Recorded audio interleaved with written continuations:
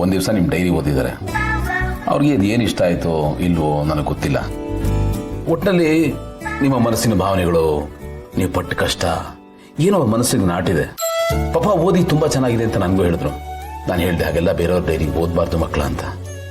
But ಗೊತ್ತಿಲ್ಲದಾಗೆ ಅದನ್ನು ನನ್ನ ಬ್ಯಾಗಲ್ಲಿ ಇಟ್ಬಿಟ್ಟಿದ್ದಾರೆ. ನಾನು ಅದನ್ನು ಆಫೀಸಿಗೆ ತೊಗೊಂಡೋಗಿದ್ದೀನಿ, ನನಗೂ ಗೊತ್ತಿಲ್ಲ, ಸಿಕ್ತು. ಅದು ಓದಬಾರ್ದು ಅಂತ ಅಂದ್ಕೊಂಡೆ, ಬಟ್ ಕ್ಯೂರಿಯಾಸಿಟಿಗೆ ಮನಸ್ಸು ತಡಿಲಿಲ್ಲ. ಓದಕ್ಕೆ ಶುರು ಮಾಡಿದೆ. ಮೊದಲನೇ ಪುಟ, ಎರಡನೇ ಪುಟ, ಕಡೆ ಪುಟ ತನಕ ನಿಲ್ಲಿಸಬೇಕು ಅಂತ ಅನ್ನಿಸ್ಲಿಲ್ಲ ಭೂಮಿಕಾ. ಓದ್ತಾನೆ ಇದ್ದೆ. ಅಂದ್ರೆ ಈ ಕೆಲಸ ನಮ್ಮ ತರ್ಲೆಗಳು ಮಾಡಿರೋದು. ಆದ್ರೆ ಇದರಿಂದ ಒಂದು ವಿಷಯ ಗೊತ್ತಾಯ್ತು ಭೂಮಿಕಾ. ಏನು? ನೀವು ನಗ್ತಾ ಇದ್ರು ಒಳ್ಳೊಳಗಡೆ ಎಷ್ಟು ಅಳ್ತಾ ಇದ್ರಿ ಅಂತ. ಇಷ್ಟು ದಿವಸ ನಾನು ಎಲ್ಲ ಗೊತ್ತು ಅಂತ ಅನ್ಕೊಂಡಿದ್ದೆ. ಹೆಂಡತಿಗೆ ತಕ್ಕನಾದ ಗಂಡ ಅಂತೆಲ್ಲ ಬೀಗ್ತಾ ಇದ್ದೆ.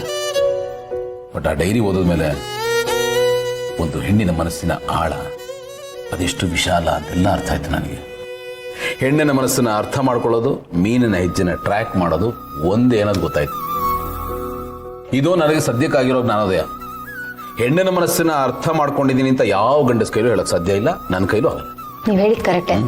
ಗಂಡಸರಿಗೆ ಹೆಣ್ಮಕ್ಳ ಮನಸ್ಸನ್ನ ಅರ್ಥ ಮಾಡ್ಕೊಳಕ್ ಆಗೋದೇ ಇಲ್ಲ. ಬಟ್ ನೀವ್ ಹಾಗಲ್ಲ. ನೀವ್ ಡಿಫ್ರೆಂಟು, ಸ್ಪೆಷಲ್. ನೀವು ಹೆಂಡತಿ ಮನಸ್ಸನ್ನ ಅರ್ಥ ಮಾಡ್ಕೊಳ್ಳೋ ಅಂತರಾತ್ಮ ನೀವು. And I am so lucky for that. Thank you. But Gautam ಅವರೇ, ಈ ಪುಸ್ತಕ ಓದಿದ್ಮೇಲೆ ಎಲ್ಲರೂ ಅದೇನ ತಪ್ಪಾಗಿ ಅರ್ಥ ಮಾಡ್ಕೋತಾರೆ, ಅದೇ ಬೇಜಾರು ಮಾಡ್ಕೋತಾರೆ, ಅದೇ ಟೆನ್ಷನ್ ಆಗ್ತದೆ ನನಗೆ. ನಾನು ಇದ್ರ ಬಗ್ಗೆ ಯೋಚನೆ ಮಾಡಿದೆ ಭೂಮಿಕಾ. ಈಗ ಅಮ್ಮ ಮೊದಲಿನ ಥರ ಅಲ್ಲ, ಬದಲಾಗಿದ್ದಾರೆ. ಅದು ಅಲ್ಲದೆ ಈ ಪುಸ್ತಕ ಯಾರನ್ನೂ ದೂರಿಸೋದಕ್ಕಲ್ಲ, ಬದಲಾವಣೆ ಸಾಧ್ಯ ಅಂತ ತೋರಿಸೋದಕ್ಕೆ.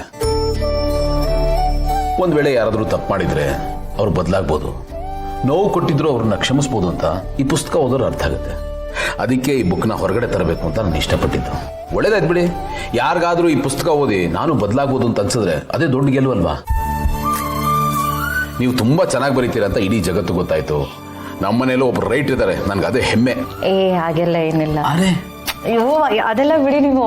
ನನಗೆ ನಿಜವಾಗ್ಲೂ ಇದೆಲ್ಲ ನಂಬಕ್ಕೆ ಆಗ್ತಿಲ್ಲ. ಐ ಮೀನ್ ಜೋಗಿ ಸರ್, ನಾನು ಅವರೆಷ್ಟು ದೊಡ್ಡ ಫ್ಯಾನು.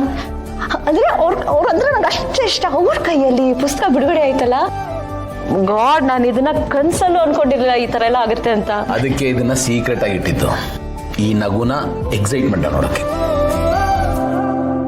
ಆದ್ರೆ ಈ ಖುಷಿ ಯಾವಾಗ್ಲೂ ಹೀಗೆ ಇರುತ್ತಲ್ಲ.